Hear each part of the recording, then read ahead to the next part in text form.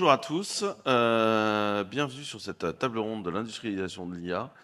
J'ai le plaisir de recevoir beaucoup de nos partenaires autour de la table, autour de ce sujet qui est absolument passionnant. On va faire d'abord un rapide tour de table pour que tout le monde vous explique pourquoi il est là et ce à quoi il sert. Fabrice, est-ce que tu peux te présenter vite fait? Oui, donc Fabrice Croiseau, je viens du Luxembourg. Je dirige une ESN, donc une entreprise de services numériques qui est une filiale de la Poste luxembourgeoise. Donc nous, on est plutôt, donc on va en fait faire le chemin entre la partie hardware et les logiciels bas niveau et les besoins des utilisateurs finaux, des clients entreprises pour déployer l'IA chez eux. Bonjour, moi je suis Eric Bessus, je suis le PDG d'une société qui s'appelle Calray. Alors Calray est une société qui fait des semi-conducteurs et on fait un type de processeur qui s'appelle les DPU. Vous avez certainement entendu parler des CPU, des GPU, mais il se trouve qu'il y a de plus en plus de besoins de nouveaux types de processeurs pour optimiser, on va en reparler tout à l'heure, un petit peu en particulier comment on fait de l'AI. Philippe Noton, on est toujours dans le semi-conducteur, société Fabless qui fait des CPU, c'est-à-dire des microprocesseurs à haute performance, qui est également un des sujets aujourd'hui. Tu veux pas dire le nom de la boîte? Je ne l'ai pas dit. Bah, tout le monde connaît. Cyper, là. C'est le seul fabricant de processeurs européen qui produit des processeurs ARM et qui est à présent tape-out. Félicitations, bravo. Voilà, Est-ce on l'a qu'on fait. peut expliquer On ce l'a que veut fait. dire tape-out? Tape-out, c'est quand on a fini la période de conception et qu'on envoie la base de données descriptive du chip, c'est-à-dire dans quel ordre les transistors sont posés sur la puce. On envoie ça en production. Chez nous, la production est TSMC, globalement la seule usine au monde capable d'accepter ce type de design hyper compliqué. Et du coup, tu reçois tes premiers chips quand? On reçoit nos premiers puces direct de Taïwan live en février. Donc en mars, Félicitations, c'est bravo. normalement le feu d'artifice. Quel process? La puce de génération 1, c'est du 6 nanomètres, ce qu'on appelle en CoWoS 2D et demi, c'est-à-dire énormément de petits on va dire chiplets intégrés dans le package, qui est à peu de choses près, voire quasiment le plus gros système de semi-conducteurs jamais développé en Europe. Bravo. On est sur un écosystème assez compliqué, des composants très chers vu que c'est typé HPC Data Center, donc rien à voir avec ce qui s'est fait jusqu'à présent en Europe, quoi. Bravo. Et Steve? Bonjour, je m'appelle Steve, je suis le fondateur de ZML. On fait tout un ensemble d'outils, une stack entière d'inférence, uniquement dédiée à l'inférence. On pense que c'est le besoin universel. Et on le fait de très bas niveau, que ce soit sur le réseau, les maths, le financier, jusqu'au très haut niveau, serveur LLM, routeur, tout ça. Notre objectif, c'est de dire que en tout cas, l'opportunité de l'IA, c'est pas des produits, enfin c'est pas un produit, c'est-à-dire l'IA, mais une primitive.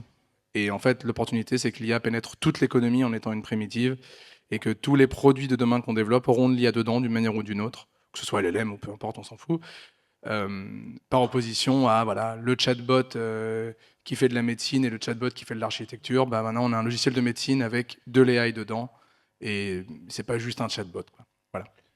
Peut-être pour faire rapide, tu as parlé du terme d'inférence. Est-ce que tu peux expliquer la différence entre le training et l'inférence vite fait, Absolument. et du coup, ce que c'est que l'inférence? Absolument, oui. L'inférence, c'est donc un modèle, il a grosso modo deux grands cycles dans sa vie. La création, donc le training, on va l'entraîner. On va faire les poids, donc on appelle les poids, c'est-à-dire tous les milliards de potards qu'on va régler comme il faut. Et après l'inférence, c'est un peu l'interro qu'on va lui demander. Donc la mise en production d'un modèle se fait via donc de l'inférence. On va lui demander d'inférer un résultat à partir d'un set d'entrées, d'où le terme inférence. Donc rapidement, ce qu'il faut comprendre, c'est que les gros enjeux de consommation et d'utilisation de l'infrastructure d'infrastructure dans le cadre de l'IA ne sont pas des enjeux de training, sont des enjeux totalement d'inférence. Ce sera 98,9% Peut-être même plus. ouais, c'est vraiment ça en fait l'enjeu.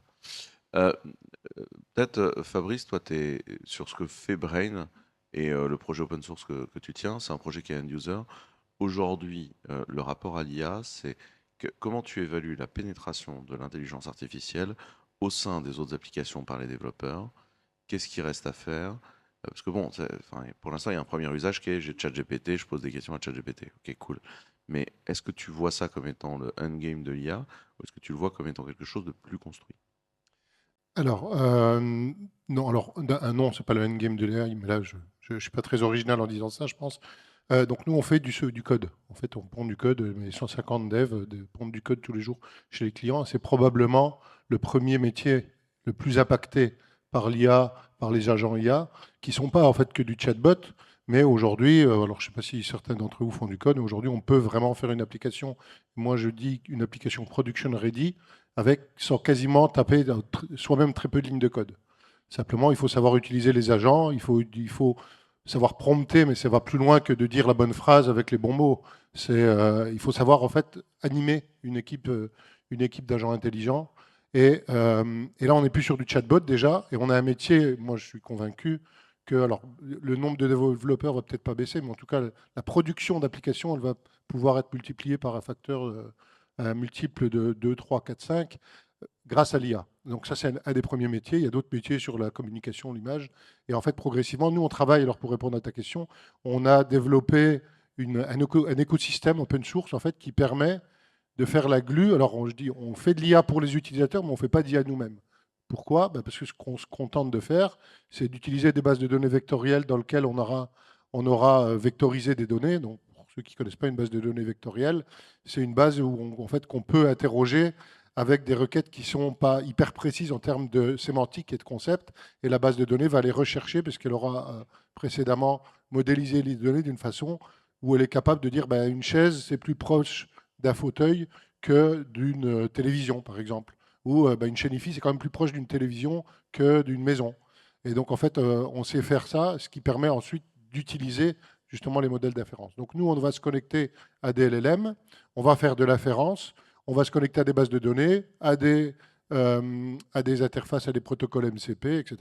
Donc, tous ces nouveaux termes et ces nouvelles technologies, ces nouveaux protocoles qui sont nécessaires quand on fait de l'IA, eh bien, nous, on fait la glue qui permet ensuite à l'utilisateur final d'avoir, on le présente comme ça, un jumeau numérique qui va faire un maximum de jobs à sa place. Donc, au lieu que je lise ma boîte mail, eh bien, en fait, quand j'ai une demande de support, on travaille avec une agence d'innovation, par exemple, qui aujourd'hui est chargée d'accompagner les entreprises dans les grants. Donc, quand ils reçoivent une demande, tiens, est-ce que je peux avoir un grant pour une subvention pour tel projet, eh bien, en fait, l'agent IA, il regarde le mail, il identifie, ça c'est une demande de grant, il va aller voir dans les bases de données du client, est-ce qu'un grant est éligible pour ça? Est-ce que toutes les informations sont fournies?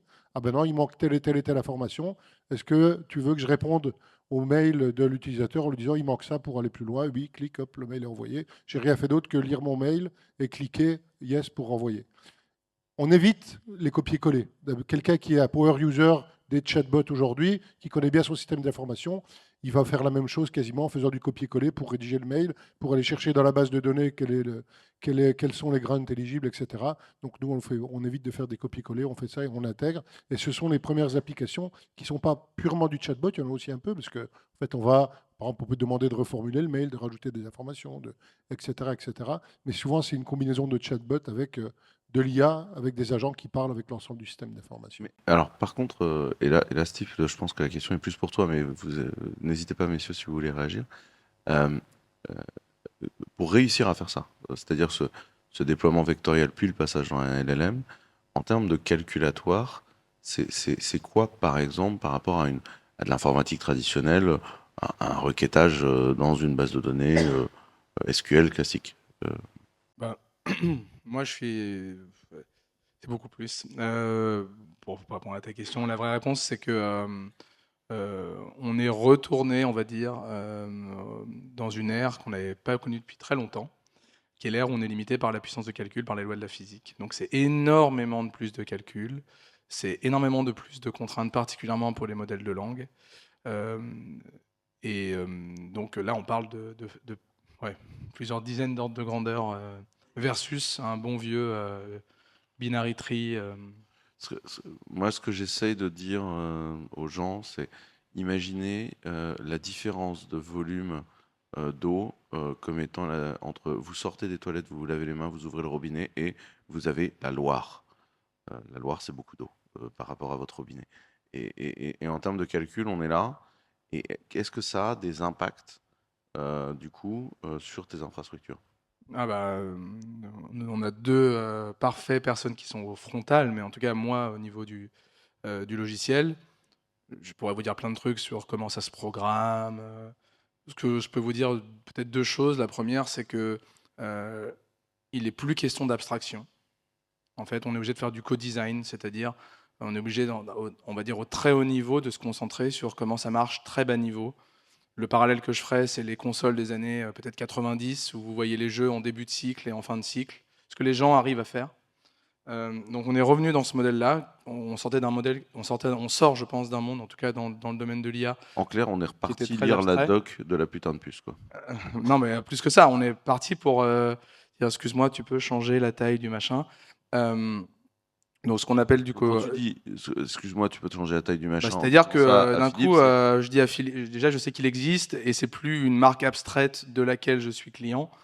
Et c'est même plus d'ailleurs Cypearl, c'est Philippe, tu vois, ou Eric. Donc on est revenu dans ce monde-là, ce qui est quand même incroyable. Et puis peut-être le deuxième data point, c'est que j'ai des directeurs financiers qui me parlent de CUDA. est-ce Donc je qu'on me dis, peut, bon, ok, on est pas mal.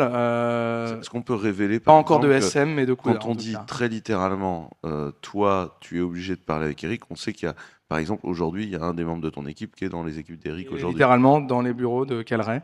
Euh, et donc voilà, de Calray, mais aussi particulièrement de Eric. Enfin, on est revenu dans un monde où on doit s'intéresser. On n'existe pas dans le vide, on existe dans un éther qui est, dans le cas en tout cas de l'IA, de plus en plus visqueux. Et donc on doit se soucier de nos voisins. Mais voilà, je n'ai pas envie de tirer la couette parce que eux, ils sont vraiment plus en frontal du sujet, parce que eux, ils doivent prévoir ce que ça va être dans Donc, du 3 coup, ans. on se retrouve avec beaucoup de calculs. Ces calculs-là, aujourd'hui, posent des problèmes. Donc, c'est les fameuses news dans la presse autour de la quantité d'énergie de l'IA, les problématiques d'approvisionnement en semi-conducteurs. La question que je pose est plutôt, euh, peut-être Philippe ou Eric, si aujourd'hui on doit suivre cette trajectoire-là, est-ce que la totalité des usages qu'on target de l'IA sont atteignables à ces volumes de prix et à ces volumes de quantité, ou est-ce qu'on va tomber sur des limites? Je démarre. De toute façon, on sait très bien qu'il y a des limites théoriques avec ce qu'on va appeler le mur énergétique. Faites la somme en fait, de tous les data centers qui ont été annoncés dans le monde, en particulier les États-Unis. Regardez le bilan énergétique derrière. Est-ce qu'on va avoir assez d'énergie pour le faire? A priori, non. De toute façon, il y a déjà un problème théorique sur le papier, à moins de tout envoyer dans l'espace ou de faire des trucs un petit peu tordus, même si on va y arriver. Donc, il va falloir rationaliser ça. C'est-à-dire, il va falloir que les courbes, elles changent un peu. Est-ce qu'on va arriver avec du silicium, des processeurs, accélérateurs, DPU, etc., qui vont être Alors beaucoup moins peut-être, attends, énergivores? tu viens de citer tout l'artifice de choses. Qu'est-ce que c'est qu'un processeur, qu'un GPU, qu'un accélérateur, qu'un DPU? Peut-être faites un jeu de ping-pong tous les Un deux et définissez les différents un éléments. petit inventaire. Alors, je vous explique ce que c'est qu'un CPU. Un CPU, enfin, c'est l'acronyme pour Central Processing Unit. Un CPU, ça sait tout faire avec des calculs de haute précision, mais c'est globalement spécialisé en rien. On peut prendre l'exemple de base. Si vous achetez un laptop chez Carrefour à 800 euros, il n'y aura qu'un CPU. Si vous voulez jouer dessus et faire de l'accélération graphique, c'est-à-dire avoir un nombre de framerate par seconde et que le jeu soit très bien rendu, vous allez voir vos limites. Et si vous montez en Alors gamme, il vous faut peut-être un laptop avec un GPU, un pour, accélérateur. pour faire des calculs 3D, voir des trucs en 3D, il faut faire des calculs spécifiques qui sont pas très bien optimisés dans la CPU. On peut le dire comme ça? C'est tout à fait. Alors, nous, dans notre cas, on a beau avoir un processeur qui est très haute performance, l'accélération la plus évoluée qu'on fait, c'est ce qu'on appelle l'accélération vectorielle. On fait de la multiplication de vecteurs. Alors, on sait faire des opérations de base, addition, soustraction, multiplication, translation, jusqu'à de l'accélération de vecteurs, c'est-à-dire en un coup d'horloge, on peut multiplier deux vecteurs de 256 bits, ce qui est quand même pas mal, et c'est la base du calcul matriciel. Maintenant, si vous voulez faire des calculs beaucoup puissants en un coup d'horloge, type multiplier des matrices ou ce genre de choses, on arrive dans le monde de l'accélération, et vous allez avoir des processeurs qui sont dédiés pour une charge de calcul particulière. Peut-être du coup, Eric, c'est quoi le monde de l'accélération? Raconte. Au niveau de l'accélération, c'est vrai que comme on essaie d'optimiser les performances d'un système, on va avoir une tendance à spécialiser, hein, comme disait Philippe, donc avec le CPU qu'il a bien décrit. Après, ce qu'on appelle les GPU ou le ZA accélérateur qui sont dédiés à faire du calcul matriciel de manière super efficace. Alors, c'est quoi la différence entre un GPU et un AI accélérateur? Alors, le GPU est plus générique. C'est-à-dire, un GPU, au départ, c'était une carte graphique qui peut être programmée, qui peut faire plein de choses en dehors de l'AI. Parce que l'AI, c'est quand même des calculs très spécifiques. D'accord pour faire du Bitcoin, par exemple, même s'il y a beaucoup de gens qui vont essayer de faire des puces rien que pour du Bitcoin. Voilà, donc c'est quelque chose de plus générique. Et puis après, il y a des sociétés qui ont fait ce qu'on appelle vraiment des AI accélérateurs, c'est-à-dire des puces qui ne font que de l'accélération AI. Je vous donne un exemple. Un GPU, ça peut faire des calculs de 32, 64 bits. Bon, pour faire de l'AI, c'est rare qu'on ait besoin de ça. Au contraire, on va sur les petits formats. Et donc, on va faire plutôt du 8 bits pour être super efficace. Donc ça, c'est en gros la différence entre le GPU et les accélérateurs. Peut-être pour casser une idée reçue, on se dit, mais ouais, mais qui peut le plus peut le moins. On n'a qu'à utiliser des GPU pour tout faire. Alors. Peut-être pour rationaliser, qu'est-ce qui détermine aujourd'hui le prix d'une puce? Alors, ça c'est super simple. C'est quoi le prix d'une puce? Alors, nous, on a un business model qui est super facile. Parce que comment on définit le prix de notre puce? On prend notre règle et on mesure la puce. Voilà. Et quand vous avez la taille de la puce, vous avez le prix. Donc en clair, et donc, la plus une puce, c'est puce. le millimètre carré Exactement. gravé. Exactement, parce que c'est comme ça qu'on le paye. Et donc, bien sûr, plus vous mettez des choses sur la puce, plus elle va coûter cher. Donc, l'industrialisation ne va pas du tout dans le sens de la généricité, parce que vous allez, non seulement ça va vous coûter cher, et en plus, elle va consommer beaucoup plus.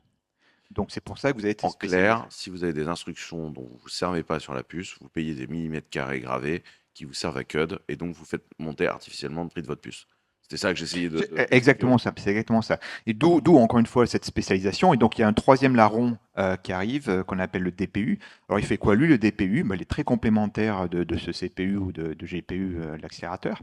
Il va en fait connecter tout ce beau monde ensemble pour que tout ce beau monde puisse travailler et puisse avoir accès aux données. Et il fait aussi quelque chose dont on parle peu, mais qui va être de plus en plus important. Je pense qu'il y a une autre évolution qu'on ne mentionne pas, c'est la problématique de la virtualisation. Je pense qu'aujourd'hui, bien sûr, tout le monde connaît la virtualisation parce qu'on veut partager des ressources hardware à plein de gens. Mais la virtualisation dans le monde de l'AI, ça veut dire quoi? Ça veut dire rajouter une couche logicielle. Et quand on parle de performance, la virtualisation, ce n'est pas la meilleure manière de faire. Et donc le DPU en particulier est le troisième larron qui permet d'éviter la couche de virtualisation et tout en ayant du contrôle lorsque tu as plusieurs à utiliser l'infrastructure, en mettant la sécurité, etc. Voilà. Donc c'est pour ça que le DPU commence à avoir un rôle beaucoup plus important que juste de la connexion. Il devient un membre important pour la sécurisation et tout ce qui est infrastructure multi-tenante.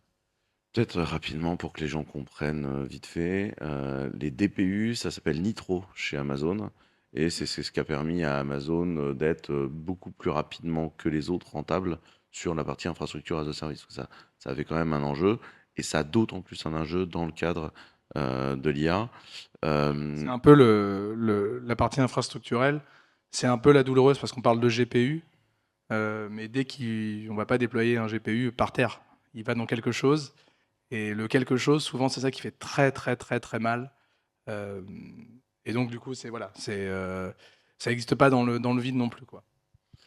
Peut-être pour continuer là-dessus, cette capacité, quand on disait faut aller chercher, quand tu disais faut aller chercher les capacités du hardware, ça nous permet de mettre en avant un truc qui est directement user-facing, cette notion de taille de contexte de token, et l'avantage là-dessus que Google peut avoir par rapport à d'autres fournisseurs grâce au TPU. Si tu veux expliquer, peut-être Fabrice, tu veux expliquer rapidement ce que c'est que le contexte de token et la taille de contexte de token, ce que ça change pour l'utilisateur. Et après, on explique le...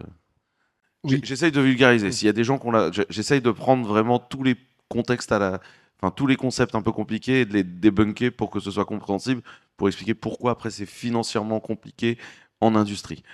Ok, donc je réponds et puis après j'aurai une question aussi pour tout le monde. Donc un LLM, c'est un cerveau. C'est un cerveau qui sait qui est intelligent, qui sait réfléchir à beaucoup de choses, mais qui n'a pas de mémoire.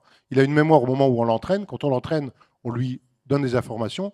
Et après, en fait, la mémoire, elle s'arrête là. Il ne peut plus emmagasiner des nouvelles informations sans le réentraîner. Par contre, on va l'interroger et c'est l'afférence. Donc, quand on veut discuter avec un LLM pour résoudre un problème, souvent, on ne lui pose pas une question, il nous donne la réponse complète. C'est des interactions. Et on se souvient qu'il n'a pas de mémoire. Donc, ce qu'il faut faire, en fait, c'est un peu exagéré, mais c'est quand même ça, il faut à chaque fois lui redonner tout l'historique de la conversation. Je pose une première question. Donne-moi la recette de cuisine d'un gâteau au chocolat. Ah oui, maintenant, je voulais sans gluten. Donc, il faut donc, la deuxième fois, on lui dit, nous, je veux sans gluten. Mais ce que fait le système derrière, il faut dire, donne-moi une recette de gâteau au chocolat sans gluten, et etc., etc. Et tout ça, c'est le contexte.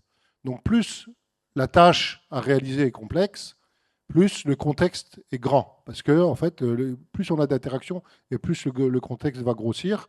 Et donc, ça, c'est pourquoi le contexte est important. Parce que les LLM n'ont pas de mémoire en plus que celles qu'ils ont acquis, en fait, des informations qu'ils ont ingérées lors de l'entraînement. Et pour pouvoir l'utiliser, en fait, il faut quand même faire plusieurs interactions. Donc, il faut un contexte important. Et plus ce contexte est important, plus ça va prendre de temps aussi à processer. Et aussi, il y a aussi des limites de contexte pour ne pas exploser complètement le coût d'utilisation. Souvent, en fait, on met des limites de taille de contexte. C'est pour ça que, bon, pour ceux qui utilisent régulièrement, vous voyez, à un moment donné, hop, j'arrête, je commence à compacter mon contexte. Donc, je résume, en gros, qu'est-ce qu'on fait? On résume l'historique du dialogue pour que les prochaines questions puissent quand même avoir du sens et qu'on puisse continuer à travailler.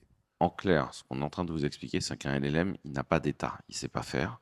Donc quand vous parlez avec lui, à chaque fois que vous lui envoyez une réponse, vous lui envoyez tout l'historique de la conversation de nouveau dans la tronche, et il vous répond selon tout l'historique. Et donc une fois de temps en temps, ça dépasse, donc on compresse, mais du coup quand on compresse, potentiellement on perd de l'information. Donc le contexte, il est super important parce que c'est ça qui va permettre de donner des choses. Pour donner un exemple qui peut parler à des développeurs, quand vous avez une énorme base de code et que vous lui demandez de coder, des fois, il va vous recoder une fonction que vous aviez déjà.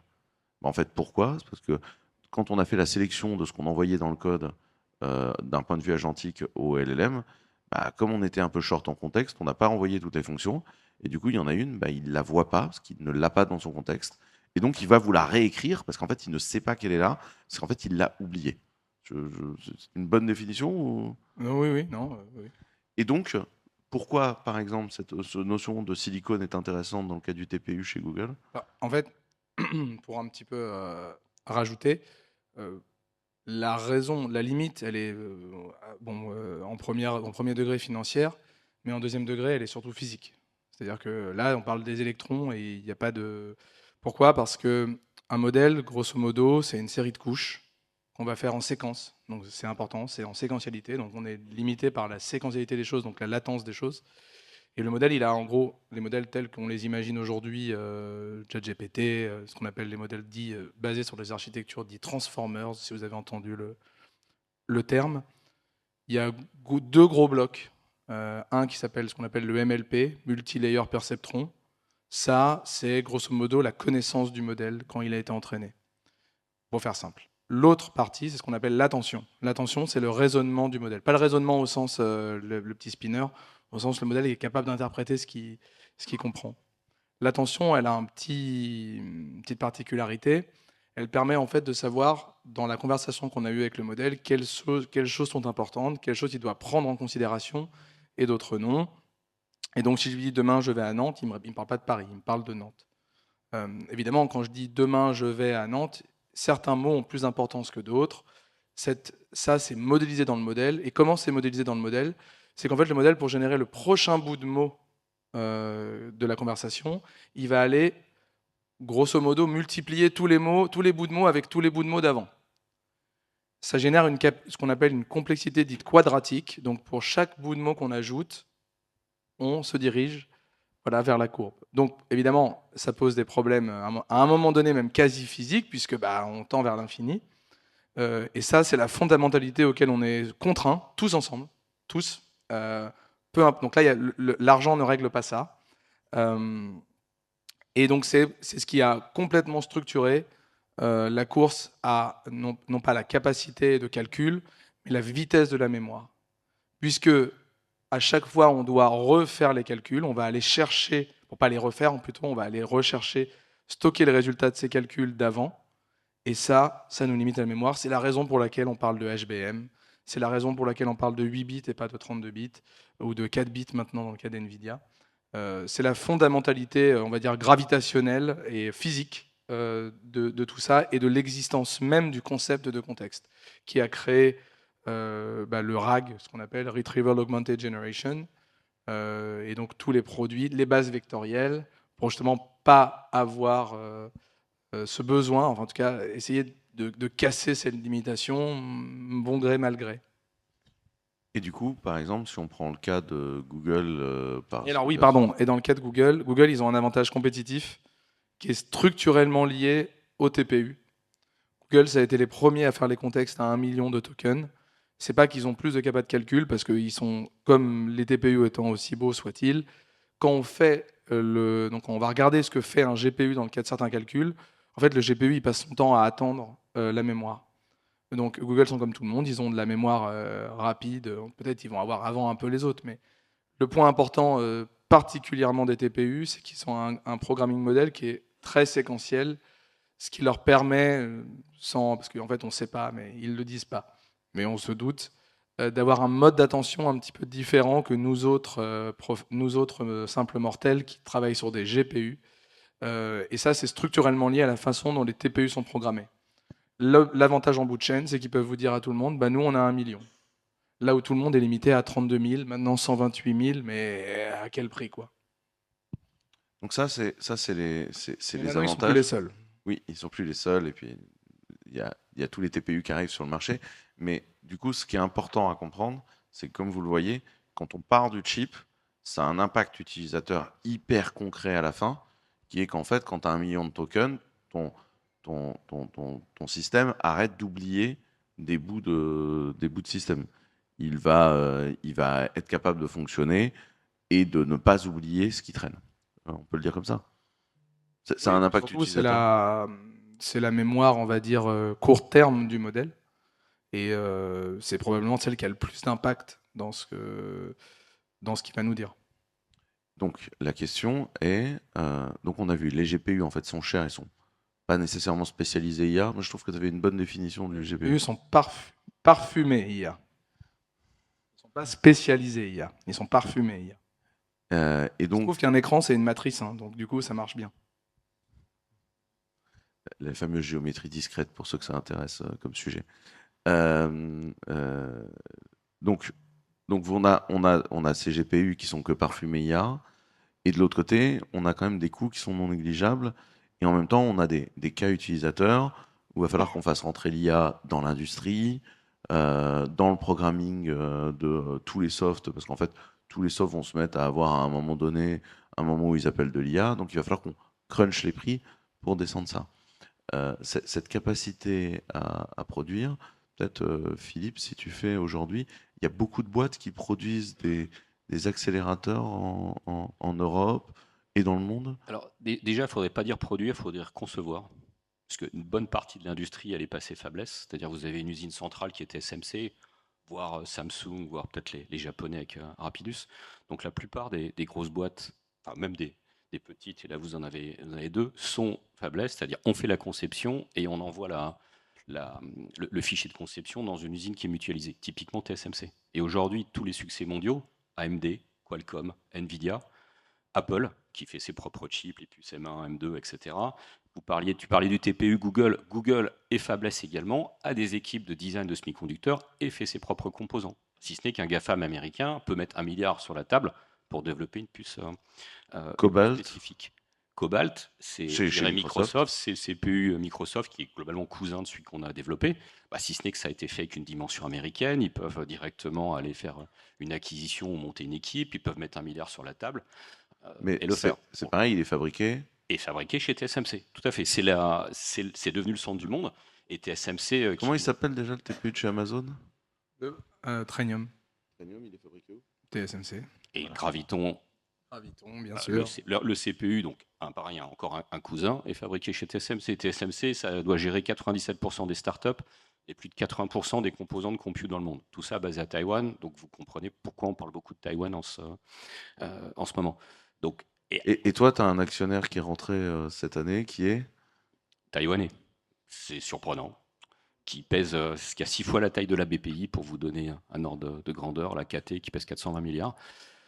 Ils comprennent tout. L'intérêt, c'est que vous discutez avec un investisseur taïwanais, même financier, que vous faites du semi-conducteur, vous n'avez pas besoin de lui expliquer pendant 3 heures ou 10 heures que le semi-conducteur, ça coûte cher. Il le sait, et en plus, il le finance. donc, du coup, on disait, il y a combien de boîtes qui aujourd'hui conçoivent du coup de de l'accélérateur? Est-ce que c'est un marché? Est-ce que ça n'existe pas? Est-ce qu'il y a des Européens dans ce domaine-là? Pas du tout? Alors, je vais laisser mon voisin parler d'accélérateur. Je rappelle que nous, on est purement CPU. CPU en Europe, on est tout seul. Accélérateur, il y en a un peu plus. Ouais, donc si on revient sur la terminologie qu'on a utilisée, les DPU, il y a qu'une boîte, c'est nous. Et puis après, il doit y avoir une petite demi-douzaine de sociétés qui travaillent sur des purs accélérateurs AI. Il faut peut-être, si je puis me permettre, là on parlait d'accélérateur traditionnel semi-conducteur. Il faut quand même qu'on case le mot quantique aujourd'hui. Le quantique ou un accélérateur quantique, c'est-à-dire du Alice and Bob, Pascal, Kobli, Candela, etc., ce sont des accélérateurs. Si ce n'est que c'est un accélérateur au niveau d'un rack ou d'une machine qui fait assez science-fiction quand on la voit, mais ça arrête, voilà, suivant l'inflation. Mais c'est également pour accélérer enfin, ce qu'on appelle des workloads bien particulières. Donc c'est simplement un gros accélérateur, et c'est pour ça qu'on en retrouve dans les data centers. Peut-être du coup, Steve, tu veux parler de la notion de spécialisation et des différentes typologies d'accélération et de calcul? Non, oui, enfin, ils ont très bien résumé. Le point, c'est qu'à un moment donné, il n'y a pas de, il y a pas de repas gratuit, quoi. On est limité à la physique. Donc, pour améliorer, pour aller chercher, parce qu'on parle quand même d'ordre de grandeur à chaque fois, hein. C'est pas 10%, là, on parle de... tant que la physique l'autorise, on va les spécialiser, que ce soit sur les pipelines de data, que ce soit sur les calculs, que ce soit sur les accès mémoire. Eric parlait d'à peu près une 6. En fait, ça s'accélère. Ça s'accélère. On le voit. Tout le monde a envie, déjà, parce que c'est une énorme manne. Tout le monde se rend bien compte que les GPU sont plutôt inefficients, bon, versus les CPU, pas trop, mais en tout cas versus ce que ça peut être, ils sont extrêmement inefficients. Donc, bah voilà, la porte s'ouvre. En tout cas, l'opportunité est grande puisqu'on parle quand même d'arroser l'économie mondiale, hein. Donc il n'y a pas des fenêtres comme ça qui s'ouvrent tous les 3 mois. Et donc évidemment tout le monde se lance, enfin tout le monde se lance dans la course. En Europe, on a des très très très bons produits qui arrivent. Je pense celui en tout cas que je cite tout le temps, c'est le Yotun 8 pardon, de Vissora, qui se trouve est un produit absolument incroyable d'une boîte qui, il se trouve, étant française. Mais c'est avant tout un produit dingo, mais c'est pas les seuls. Et qui est tape out. Et qui est tape out depuis un mois. Donc bravo à eux. Pour ceux qui ont eu à suivre ce genre de trucs, c'est quand même un sacré accouchement. Le tape out pour les gens qui font du semi-conducteur, c'est vraiment la naissance, quoi. Ils sont sortis avec les cernes. Et vraiment, ils se galèrent tous à sortir ça. Et il faut que vous compreniez, c'est un rythme très chelou parce que ils se rushent et globalement tout le monde s'en branle autour. Enfin, ça coûte une blinde. Tu regardes les mecs courir, mais il se passe rien en fait. Combien c'est par correction un tape out, à peu près l'ordre de grandeur? Je dirais la mise en prod d'une autre. Je ne parle pas du temps qu'on a passé pour faire le design, mais simplement le tape-out, ce qu'on appelle les masques, les premiers échantillons, le test, ça a été 20 millions d'euros. Voilà, donc c'est nanomètres, ça va être plus cher. C'est ça, et il faut que vous compreniez que... Attends, 2 secondes, et combien par correction? Si tu dois refaire une ou deux corrections? Ça dépend du niveau de la correction. Si c'est une correction logicielle, un petit patch, ça va vite. Si c'est un méga problème, c'est-à-dire une méga foirade, on est sur 1 an. C'est-à-dire il faut financer 1 an d'R&D sur, dans notre cas, quand même 200 personnes, et refaire un tape-out. Donc ça peut être fatal, en fait, dans certains cas. Idéalement, c'est des petites corrections, ce qu'on appelle un niveau de masque. Ça va jouer à, je sais pas, 500K, quelque chose comme ça, et nous faire perdre quelques semaines. Et malheureusement, 500K, ça semble pas cher, en fait, dans cette industrie. Voilà. Et comprenez que du coup, quand les équipes tape-out, ils envoient le fichier à TSMC, et là, il ne se passe plus rien dans leur vie pendant 6 mois. Pour donner un sur ce sujet-là, en général, ils bossent sur autre chose, mais du coup, après, ils attendent qu'on leur livre un truc. Et là, ils attendent comme ça. Pour donner quand même un ordre de grandeur, je vais prendre un exemple que je connais un peu, qui est celui d'NVIDIA avec la puce Blackwell, parce que bon, je parle exprès d'NVIDIA pour parler vraiment de celui qui est perçu comme étant le giga leader, c'est fini, on va se faire rouler dessus, on s'en fout. NVIDIA a annoncé le Blackwell il y a presque 2 ans, je pense. C'est une grosse puce. Donc vu que c'est une grosse puce, les chances qu'il y ait une connerie dessus, elles sont bien plus grandes. Donc ils ont fait 2 puces en une, ils ont bricolé. Ils ont eu un petit problème à la con, NVIDIA, avec Blackwell quand c'est sorti, c'est que la puce était tellement grande, et grosso merdo, ils ont tout foutu à 12, quoi. Ils ont pété le potard, ils l'ont mis à 12. Qu'est-ce qui s'est passé en bout de chaîne? Il s'est passé que la puce chauffait énormément, et donc extrêmement difficile de dissiper la chaleur de la puce. Mais bon, ça, à la limite, on s'en accommoderait presque. Mais ils ont eu un petit problème qui est très très con, mais qui est d'une répercussion monstrueuse, alors surtout à leur échelle. C'est que la puce étant tellement grande et chauffant tellement qu'elle s'est mise à gondoler. Et donc on imagine que le contact avec le dissipateur variait parce que la matière, elle n'est pas uniforme. Et donc les gens qui étaient un petit peu dans les conversations m'ont dit « It's a pretty big fucking problem ».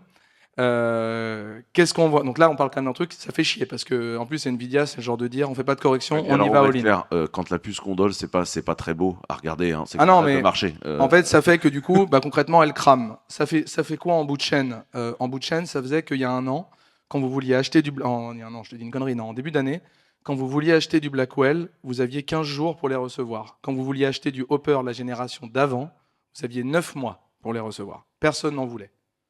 Donc Parce que, ça en donne fait, un peu parce que tu les mettais en prod et les processeurs ça cramait, coûtaient, quoi, pour faire qui simple. coûtaient quand même 80 000 balles pièce, plus le serveur dans lequel tu mets, brûlés les uns après les autres en une semaine. Par exemple, Je voilà. sais Et on pas parle si de vous voyez, Nvidia. c'est- On parle de Nvidia qui ship des softwares en disant on a désactivé la sonde de température parce que bon, on sait que tant pis YOLO. Ça a donné en bout de chaîne l'existence même de la gamme, parce que du coup ils en sont les bras puisqu'ils y vont all-in, de la gamme RTX Pro là que vous voyez qui est vendue comme étant regardez c'est Workstation. C'est une gamme qui n'existait pas. Hein. Elle a été créée parce que là voilà il y a des surplus. Donc il n'y a pas de magie. Mais on parle d'un truc quand même, c'est quand même c'est un beau nid de poule qui casse la cheville en fin de marathon quoi. Et du coup, tu as parlé d'un produit dingo français qui fait quoi? Du coup, la boîte, en tout cas, au moins avec qui on travaille et qu'on suit d'extrêmement près, c'est une boîte qui s'appelle Visora, qui fait un chip dédié AI. Donc, c'est d'autres architectures, hein, qui s'appelle le Yotun 8, donc qui a tape-out il y a un mois. On espère avoir les prototypes bientôt. Euh, grosso modo, l'ordre de grandeur, faut imaginer en perf à peu près 10 fois Nvidia. Cet ordre de grandeur a des. Alors, je vais pas parler des prix parce que on n'est pas, voilà, mais 10 fois Nvidia quoi. C'est pas les seuls, hein, mais on va dire c'est ceux-là dans l'année prochaine. Alors, juste pour que ce soit clair, et là je reprends ma casquette moi d'hébergeur, la perf 10 fois Nvidia, elle a beaucoup plus de conséquences que juste ça bouffe 10 fois moins d'élec. Pour être capable d'amener 100 kg d'élec dans un data center, en fait, dans un data center qui est déjà existant, qui a donc la production énergétique et la production de froid prévue pour mettre 30 kVA dans la baie, en fait, si tu veux mettre 100 kVA dans la baie, il faut reconstruire le putain de data center, qui lui-même est un Faut amortissement. tirer le câble. Non, non, mais alors, c'est lui-même un amortissement sur 15 ans. Il faut refaire tout le bâtiment, toute sa construction industrielle, tout. Et donc, en tant que cloud provider, quand tu vois ça, tu fais bah ça m'arrange pas du tout en fait. Ça va être très très cher. Et donc, quand quelqu'un arrive avec une optimisation de x10 qui te permet d'utiliser un data center classique pour faire ça, ça change toute l'économie du truc. Et c'est là où je voulais en venir, c'est que là, on parle des fois de C'est ça, ça change les usages. On fait plus les mêmes C'est ça. choses. Et aussi pour compléter, parce que je vais te poser la question, c'est pour de l'inférence. Donc, Oui, oui. au début de la conversation, on a dit que l'inférence était probablement une grosse partie. Il y a besoin. un truc, ouais. Alors oui, mais il y a un truc à savoir parce que le rebranding inférence, y compris dans le cas de Visora, est quand même très opportuniste parce qu'il se trouve que ça marche très bien en inférence parce que les contraintes sont très différentes du training. Mais je vais prendre un contre-exemple, Cerebras. Cerebras était à la base fait pour du training. Cerebras, c'est des gens Voilà. qui ont dit bon, on va mettre plutôt que d'avoir plein de petites puces, on va mettre une grosse puce qui fait la taille carrément du disque, ce qu'on appelle une wafer. Et puis on va y aller. Alors là, on va pas pousser le botard à 12, on va le pousser à 200. Ça coûte une blinde évidemment, mais à la base c'était fait pour le training. Coup de chance, Si vous on prend avez le virage. si vous Voilà. avez trouvé qu'une puce Nvidia c'est cher, C'est 3 millions la puce. voilà, Cerebras. Cerebras, on n'est plus du tout dans la même. Il en faut. L'ordre de grandeur d'un capex de modèle chez Cerebras, c'est de l'ordre de 20 millions de dollars, pardon. Chez Grok, c'est de l'ordre de 10 millions de dollars par modèle. Par modèle. Donc le Lama, l'Olilol au token, voilà, derrière il y a ça. On se rend tous bien compte que quand on fait les règles de 3, il y a un trou dans la raquette quand même. Donc avant que je t'interrompe sur Cerebras, donc Cerebras du coup a prouvé qu'il était en fait aussi efficace sur du training, c'est ça? Non, enfin, Cerebras a été conçu à la base pour faire quand même du training. Cerebras, l'approche, c'est de dire la mémoire c'est lent, donc on va tout ramener sur la puce. Mais alors ça coûte du millimètre carré, qui ne sert pas à faire autre chose. et puis qui a le risque de problème, du coup, est démultiplié. Mais il se trouve qu'avec l'inférence, tout le monde fait le pivot, entre guillemets, qui est très bien, hein, de l'inférence, puisque voilà, la barrière à l'entrée est bien moindre et l'usage est plusieurs ordres de grandeur au-dessus de ce que va être le training. Donc, du coup, ce qu'on est en train de définir, et j'essaye de summarize pour les gens dans la salle. Donc, ce qu'on est en train de définir, c'est qu'en fait, nos usages d'IA, pour l'instant, on utilise des outils qui ne sont pas nécessairement faits pour. Et donc, on a des marges potentielles financières délirantes pour permettre des nouveaux usages. Est-ce qu'on peut le dire comme ça? Moi, peut-être pour rebondir sur ça, je pense que vous l'avez compris avec tous les noms de sociétés qu'on a mentionnés, technologie, c'est comme il y a des enjeux monstrueux, c'est le tout début de l'histoire. Comme on l'a mentionné, le début de l'histoire, c'était d'arriver à faire des modèles qui fonctionnent. Donc ça, on voit que ça a été assez impressionnant. Ça a nécessité des infrastructures très chères, très spécifiques pour faire cela. Et bien sûr, c'est Et quoi le next beaucoup step? de temps de beaucoup de cerveau temps, humain, hein. etc. À la fin, il y a quand même des gens qui ont fait Ouais, l'entraînement, la correction de régression à un moment. Enfin, bien sûr, hein. OpenAI a quand même payé des milliers de personnes à se taper la correction de régression à Et la il y a mano, hein. un boulot incroyable, mais par contre, je pense que vous avez compris, c'était un petit peu, je pense, le but de la discussion, de montrer qu'on est qu'au début de l'histoire, qu'il y a énormément d'innovations qui sont en cours dans tous les coins du monde, y compris en Europe. Je trouve que c'est intéressant, à la fois au niveau hardware et software. C'est vrai qu'on a tendance à croire peut-être que voilà, la messe est dite, on entend parler de ces acteurs-là qui vont avoir 10 milliards d'infrastructures en mettant 10 000 GPU. Je pense que nous, en tout cas, notre vision, c'est que non, on est au tout début. Et c'est peut-être même un petit peu ballot de mettre 10 milliards sur une infrastructure qui n'ont pas été faites pour ça. Voilà, après, quand vous avez les 10 milliards, que c'est rien pour vous, ça fait du sens. Mais voilà, je pense qu'en tout cas, le message Enfin, si qui... je puis me permettre, dans le cas d'OpenAI, on ne parle pas de mettre 10 milliards. Non, c'est On même parle beaucoup d'en mettre plus. 600, hein. Oui, oui, c'est même beaucoup plus. Mais voilà. Qu'ils n'ont pas, hein, pour être clair. Bon, c'est pas l'enjeu, c'est pas l'enjeu de la discussion, mais je pense voilà le message qui me semble intéressant de faire passer, c'est qu'il y a énormément d'innovation et c'est nécessaire. C'est nécessaire en termes de coûts, c'est nécessaire en termes énergétiques, c'est nécessaire en termes de sécurité. Voilà, il y a plein de challenges sur lesquels l'industrie travaille et où on amène des solutions intéressantes. Donc il faut pas croire que la messe est dite. Il y a plein de choses qui vont arriver. Donc avec les technos actuels, en fait, en résumé, ça ne scale pas. Il faut changer les architectures, il faut changer les puces. Ça ne scale pas parce qu'il n'y aura plus assez d'énergie, il n'y aura peut-être sûrement plus assez d'argent. TSMC est complètement saturé. Ce qu'on appelle advanced packaging, c'est-à-dire être capable de mettre plusieurs puces dans un boîtier, c'est que ça sature également. Nous, sur ce qu'on a envoyé en tape-out, on a 7 mois juste pour avoir les échantillons. En production, on ne sait pas encore, parce qu'on va passer derrière Qualcomm, AMD, Apple.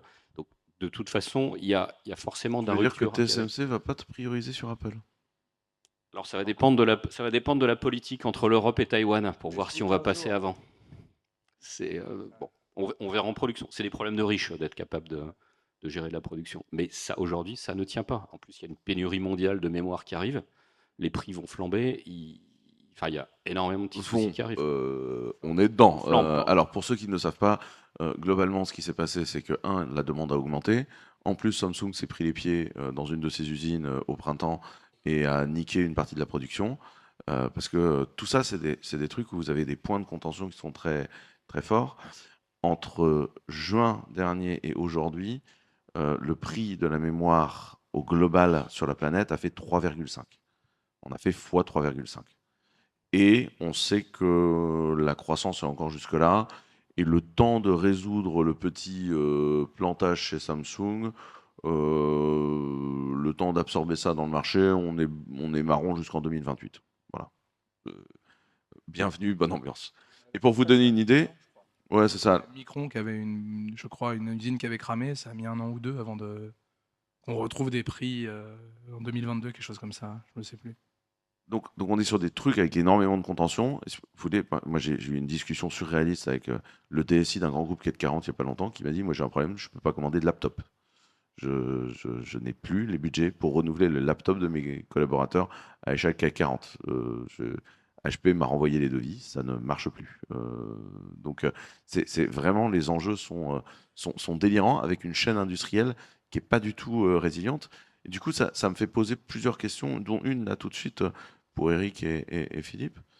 Du coup, on dit tout chez TSMC, tout chez TSMC. Moi, on me dit à l'Europe, mais vas-y, on va produire nous-mêmes les semi-conducteurs. Qu'est-ce qui nous empêche aujourd'hui de reproduire un TSMC et pourquoi est-ce qu'on ne le fait pas? Il faut demander aux Japonais comment ils arrivent à faire un truc que les Européens ne savent pas faire. La Fab Rapidus, en 2027, ça va produire du 2 nanomètres. Ils ont mis quelques dizaines de milliards dessus, 20 milliards, je crois.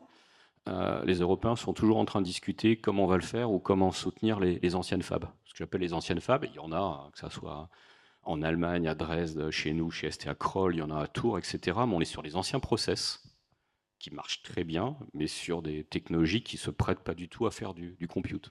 Juste la première version du Spin Cloud que nous on utilise déjà, c'est un truc qui est gravé à Dresde, c'est en 22, et on gagne déjà un x17 en perf par rapport à des GPU sur certains modèles de sparse de trucs. Donc même en gros on peut faire des gros trucs, mais donc pourquoi est-ce qu'on produit pas? Ouais, mais Spin Cloud est un peu une exception avec ce qu'ils ont en FDSOI, ça peut le faire. Sur ce qu'on fait nous en géant compute assez avancé, on est obligé d'aller sur des process avancés, donc qui coûtent très cher. D'ailleurs, c'est un peu la fuite en avant. Là, ce qu'on design en ce moment, c'est du 3 nanomètres. On sait qu'à d'ici 2 ans, on sera sur du nanomètre. On n'a pas le choix parce que c'est une problématique de conso énergétique. Ce qu'on veut, c'est que par transistor, consommer le moins possible. Et pour baisser la consommation par un transistor, vous êtes obligé d'aller sur des process avancés qui en plus vont fournir plus de densité, sinon vous n'y arrivez pas. On parlait d'énergie tout à l'heure. Notre puce, elle fait 7 cm sur 7, elle va quand même consommer 400 watts. À terme, si on suit les roadmaps TSMC, sur une puce qui va faire peut-être 10 cm sur 10, il va falloir gérer 2 kW. Donc ça revient à ce que tu disais sur des racks encaissés 100 kW, c'est compliqué. Donc il y a énormément d'ingénierie thermique parce que vous allez concentrer de plus en plus de transistors sur une puce qui va être une taille constante, mais qui va consommer beaucoup plus, mais qui va fournir plus de calculs. Donc globalement, ça va dans le bon sens, mais il y a un effort de concentration d'énergie par millimètre carré ou par centimètre cube, ce qui est dans ce cas-là un problème de clouder pour gérer. Et on n'a pas le choix, c'est clairement une fuite en avant sur ça, avec peut-être d'autres systèmes de fragmentation de puces dont on pourra peut-être pas parler. Est-ce que tu as une idée de combien ça représente de la production de TSMC, les Européens qui ont TSMC en fournisseur de rang 1? Bah, aujourd'hui, si on parle de ce que commence à faire TSMC, les Européens, ça va être globalement 0%.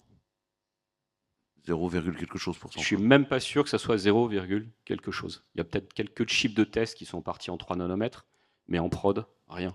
Je pense aujourd'hui, l'industrie européenne a toujours été drivée par l'automobile. Voilà. C'est notre problème.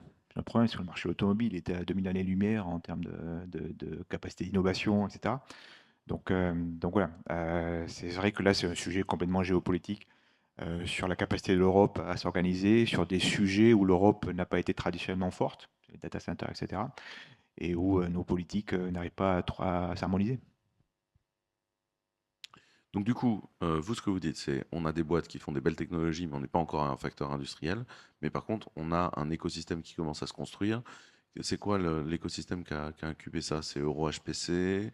C'est ces réseaux-là? Il y a eu plusieurs vecteurs. Il y a eu effectivement la vision initiale là, DG Connect et EuroHPC, c'est-à-dire ils ont mis plus de 8 milliards, enfin qui ne sont pas encore tout dépensés, c'est-à-dire 8 milliards l'Europe, 8 milliards les États membres pour commencer à faire des supercalculateurs et développer toute la filière, enfin la filière du compute.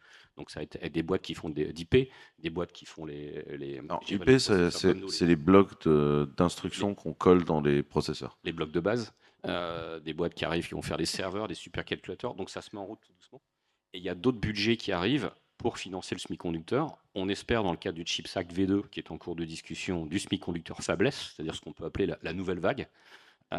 L'ancienne vague étant bien, mais sur d'autres process, comme vous disiez, des composants pour faire de l'automotive, des composants pour faire des capteurs d'image.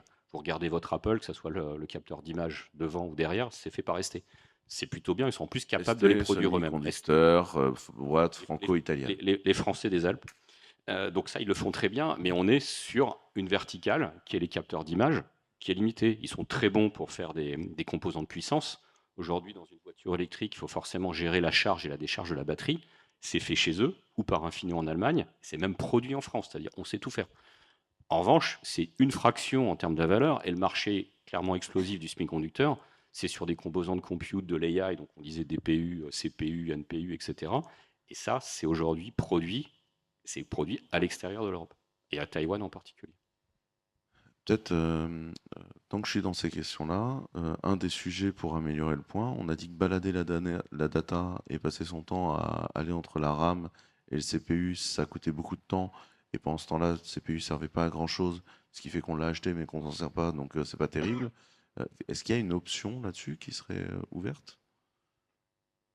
Dans notre cas, en approche CPU, comme on a embarqué énormément de mémoire HBM, on peut faire beaucoup de calculs. Et ce qui est important, c'est le temps de transit entre la mémoire et le calcul. Et la HBM, c'est-à-dire c'est High Bandwidth Memory. Donc c'est de la mémoire qui est embarquée dans le chip, qui coûte très très cher. On peut voir un peu ça comme peut-être un cache de niveau 3. L'inconvénient, c'est que c'est un prix. En plus, ça va être pénurique en ce moment. Mais le but, c'est comme dit, que les transferts mémoire vers calcul soient le plus rapide possible et consomme le moins possible.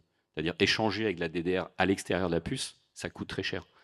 Et dans notre cas, quand on fait ce type d'émulation, on va parler de... Ça prend du temps et ça coûte cher en énergie. Dans notre cas, quand on va parler, et en fait, on va jusqu'à simuler le coût énergétique d'un transfert, c'est-à-dire transfert d'un bit entre de la mémoire et le CPU, ça va jouer en picojoules par seconde. Bon, picojoules. Et quand vous faites des milliards de calculs par seconde sur des milliards de transistors, c'est comme ça que vous arrivez à des centaines de watts. Donc si vous pouvez réduire ces picojoules ou passer sur autre chose, trop des transferts optiques, ce qui va arriver à terme, vous aurez des gains énergétiques. Il y a, il y a aussi un autre truc qui est... bon, il y a cette course en avant, toute chose égale par ailleurs, ou en tout cas à façon de travailler constante. Donc on a des leviers, voilà, hardware, HBM, ce que disait Philippe, mais au fond du fond, la question c'est pourquoi, enfin, qu'est-ce qui nous pousse à faire ça? Et on a quand même une chance. En grosso modo, il y a à peu près voilà, 3 modèles aujourd'hui du monde. C'est quasi culturel à ce niveau-là, mais bon. 3 modèles du monde qui, je ne vais pas dire qu'ils s'affrontent, mais en tout cas qui cohabitent. Le premier, c'est le modèle trop, ça n'existe pas. Trop de quelque chose de bien, ça n'existe pas. Donc on rajoute, on met 12, 15, 12 000. Il y a un modèle qui est dans ce modèle américain. Il y a le modèle chinois qui est la contrainte et la mère de l'innovation. On n'a pas le choix, on n'a pas accès aux dernières puces, on bricole, on fait des trucs, et par contrainte, on arrive à soit faire aussi bien, voire mieux dans le cas des labos, ce qu'ont démontré les labos chinois.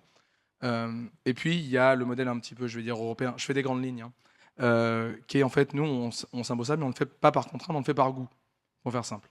On considère que trop d'un truc bien, ça existe, et que c'est débile de consommer 10 quand tu peux consommer 1.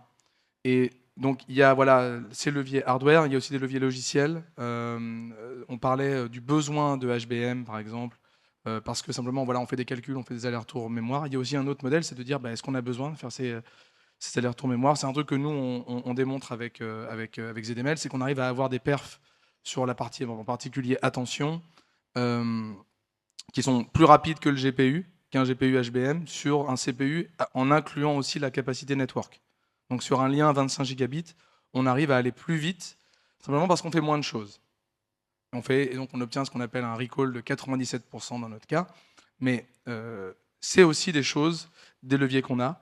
Au final, on parle souvent de voilà, la messe édite. Il faut savoir que ça, c'est une stratégie qui est théorisée. C'est fait exprès qu'on ait cette impression-là. On est victime d'un plan. Moi, mon modèle du monde, c'est qu'il y a 3 forces de contraintes fondamentales auxquelles on est tous soumis. C'est l'accès au capital. Ça, coup de chance pour nous tous, le capital est fongible. On peut l'envoyer ailleurs, on peut le prendre d'où il est, quelque part. La latence, c'est entre 1 et 3 ans, modulo le dynamisme d'un écosystème. Le deuxième, c'est l'accès à l'énergie. Ça, c'est extrêmement local, malheureusement. Et la latence, c'est plutôt entre 5 ans, si on est vraiment dans du chinois hyper dirty, gaz, ou même jusqu'à à peu près une quinzaine d'années. Et le dernier point, c'est l'accès au cerveau. Et ça, c'est 20 ans. Le temps de latence, du moment où c'est la capacité d'un écosystème à créer finalement du talent. Alors, on peut prendre le virage de dire, en fait, on n'en a pas, donc on va l'acheter, on va l'importer. Ça coûte extrêmement cher. Donc ça, c'est le modèle traditionnel américain. Coup de chance pour nous, Européens, on sait les faire, les cerveaux. Ça reste la fondamentalité. Le reste, c'est un sujet d'exécution, qui peut être, en tout cas dans mon modèle du monde, soumis à ces trois contraintes. Donc plus que ça, voilà, si on regarde les modèles de base, on est quand même, je trouve, bien placé. Reste encore à exécuter, quoi. Si on résume toutes ces choses-là, Fabrice, toi, et un peu en conclusion sur ta partie, est-ce que ça t'ouvre des perspectives, cette discussion sur la capacité à aller en implémenter d'un point de vue métier, et donc à la fin à faire gagner des points de compétitivité des entreprises qui sont tes clients et qui, elles, doivent gagner des points de compétitivité par rapport au reste? Oui, complètement. En fait, la question à laquelle on n'aura pas le temps de répondre parce qu'on est au bout, c'est aujourd'hui, moi, en fait, donc on construit les systèmes, les chips chez les clients. Aujourd'hui, on est plus en phase de faire des démos. Et quand je vais voir mes ingénieurs, je leur dis, bah, vous utilisez quel LLM pour faire la démo? Ah ben, un endpoint public sur ChatGPT. L'enjeu, c'est quand, en fait, on aura des endpoints qui seront ici, qui utiliseront les technos qu'on a, comment, en fait, passer de la situation actuelle où, parce que c'est facile, parce qu'il suffit de cliquer sur deux trucs, eh ben, en fait, j'accède au LLM, et puis le résultat, il n'est pas dégueulasse non plus. Euh, Quelles sont les briques, en fait, et les étapes Oui, pour mais passer il est de cette cher. situation? Mais le résultat est très cher. Oui, il est cher si on scale, mais pour une démo, c'est pas cher en fait. Mais après, c'est vrai qu'on s'aperçoit que c'est cher. Donc en fait, la capacité à passer à l'échelle réellement, c'est une vraie question. Et on a probablement besoin de technos dont on a parlé aujourd'hui. Mais pour ça, il faut les connaître. Moi, je ne vous connaissais pas, monsieur, juste avant cette table ronde. Ça aura permis au moins ça. Je ne vous connaissais pas. Il faut les connaître. Il faut savoir les mettre en œuvre. Il faut savoir agencer tous ces briques, parce que le modèle, une des différences de modèle, justement, on parlait tout à l'heure de composabilité, c'est d'être en mesure de connaître ces briques, d'identifier lesquelles sont utiles pour tel use case et de les mettre ensemble pour ensuite que tout ça soit transparent pour l'utilisateur final qui va cliquer sur ces boutons. Et c'est aussi ça une des évolutions de notre métier. C'est oui, le code va être fait par les LLM, mais l'enjeu, c'est plus de redescendre un peu et finalement de monter en expertise par rapport à ce dont on a besoin aujourd'hui pour shipper un logiciel, de connaître tous ces écosystèmes. Et c'est vraiment ça sur quoi il faut qu'on travaille, c'est des humains, en fait. Qu'on se connaisse mutuellement, qu'on sache ce qu'on fait et qu'on sache travailler ensemble de façon efficace, plutôt que de cliquer sur le bouton et de mettre sa carte bleue pour acheter les tokens. Et tout le monde voit bien que quand on fait les règles de 3, ça a beau être cher, on voit bien que c'est pas tenable. Les marges négatives soutenues à coup d'equity, en tout cas d'argent capital risque, à un moment donné, la douloureuse est... Ça crée d'ailleurs des problèmes structurels de financiers. Le problème de liquidité, particulièrement dans le VC, est un grave problème. C'est pour ça que depuis 2 ans, on se fait un petit peu emmerder avec les boîtes qui font de l'ARR, qui font du revenu, versus qui font de la croissance. Jusqu'à présent, c'était quand même le modèle. Hein. Ça crée au niveau des États de la dette, beaucoup de dette. Pourquoi? Parce que les technos dont on parle aujourd'hui, si on les aborde sous un angle purement économique, ah ben, ça rapporte moins que ça coûte. C'est un angle qui est possible. Mais aujourd'hui, les Américains et les Chinois ne les abordent pas comme ça. C'est un moyen, c'est comme le secteur de la défense. Quand on achète des Rafales, on ne se demande pas combien ça va me rapporter. On les achète cher et on sait que c'est en fait c'est une question de pouvoir. Comment on va utiliser ça pour augmenter exactement. La weaponisation de l'économie et de Et l'innovation. aujourd'hui, le digital, les technos dont on a parlé aujourd'hui, c'est la même chose. C'est pas un rapport, on va gagner plus qu'on utilise, c'est on va pouvoir soit se défendre, soit augmenter notre capacité, notre puissance dans le monde. Et D'autant qu'on a quand même des trucs incroyables. Je veux dire, voilà, il y a quand même deux représentants de trucs incroyables, tout court. Coup de chance, ils sont du coin. Donc rapidement, l'objectif c'était de vous donner un aperçu de la chaîne de valeur qui est impliquée dans la construction de l'industrialisation de l'IA à venir. La totalité des technologies dont on a parlé, que ce soit ZML, Cyperl ou Cadre, sont en fait à venir derrière, bien proprement packagées dans du token as a service sur du Clever. C'est un peu notre enjeu, mais je pense que c'était intéressant de vous donner à voir ça, surtout que derrière, c'est également des produits qui termineront en pod d'inférence, vendables à l'export, à l'interne, pour faire des usages duals également, et pas seulement afficher des photos de chatons, mais également potentiellement des usages plus sérieux, dirons-nous. On a des voisins à l'Est un peu compliqués en ce moment à traiter. Et non, je parlais pas de Thionville. Pour info, la raison pour laquelle on ne voit que des chatbots pour ci, chatbot pour la LLM, machin, c'est pas un manque d'imagination. Hein. C'est un sujet qu'il n'y a que ça qu'on arrive parce que à partir de 40 tokens secondes, bah, en fait, ça va plus vite que ce qu'on est capable de lire. Sauf que en tant qu'industrie, ça c'est un épiphénomène. Le futur, c'est des produits qui sont consommateurs de ces résultats. Et donc ça tiendra pas. Donc encore une fois, c'est vraiment par contrainte qu'il y a du chatbot partout, et c'est pas par voilà, manque d'imagination. Le futur est à inventer. Hein. Donc le but c'était voilà de vous donner un peu cet avant-goût. Il reste un peu, ils sont visibles. J'ai pas le temps de faire passer des questions et surtout j'ai pas le temps, je pense, de gérer les réponses qui seront posées par ces questions-là parce que je me fais engueuler parce qu'on est déjà très en retard. La bonne nouvelle, c'est que je pense que c'est ce qui est excitant, c'est que c'est une industrie entière qui se génère et cette industrie entière, il y a énormément d'opportunités et tout le monde peut aller taper dans l'opportunité. Et comme toute industrie naissante, la réalité, c'est que le tout petit peut renverser la vapeur parce qu'il a trouvé le moyen de faire un facteur 3x. De toute façon, 4x. c'est toujours le tout petit qui renverse la vapeur. Toujours.